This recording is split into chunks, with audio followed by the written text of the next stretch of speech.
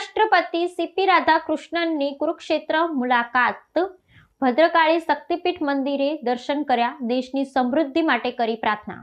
ભારતના ઉપરાષ્ટ્રપતિ સીપી રાધાકૃષ્ણન હરિયાણાના કુરુક્ષેત્રની મુલાકાતે આવ્યા, જ્યાં તેમણે ઐતિહાસિકમાં ભદ્રકાળી શક્તિપીઠ મંદિરે દર્શન કર્યા હતા। કુરુક્ષેત્રના તેમના એક દિવસીય પ્રવાસ દરમિયાન ઉપરાષ્ટ્રપતિએ મંદિરના ગર્ભગૃહમાં વિધિવત પૂજા અર્ચના કરી હતી અને માતાજીના આશીર્વાદ પ્રાપ્ત કર્યા હતા।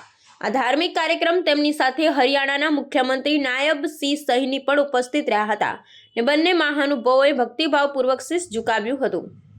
માં ભદ્રકાળી શક્તિપીઠ ભારતની 51 શક્તિપીઠોમાંનું એક છે અને તેનું વિશેષ ધાર્મિક મહાત્મ્ય રહેલું છે।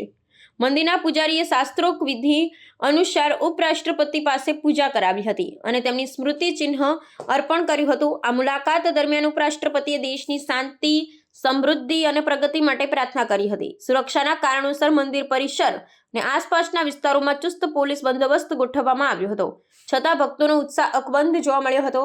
ઉપરાષ્ટ્રપતિની આ મુલાકાત માત્ર ધાર્મિક જ નહીં પરંતુ શૈક્ષણિક અને સાંસ્કૃતિક દ્રષ્ટિએ પણ મહત્વની હતી, કારણ કે તેઓ આંતરરાષ્ટ્રીય ગીતા મહોત્સવ અને NIT કુરુક્ષેત્રના દીક્ષાંત સમારોહમાં પણ મુખ્ય અતિથિ તરીકે હાજરી આપવાના હતા।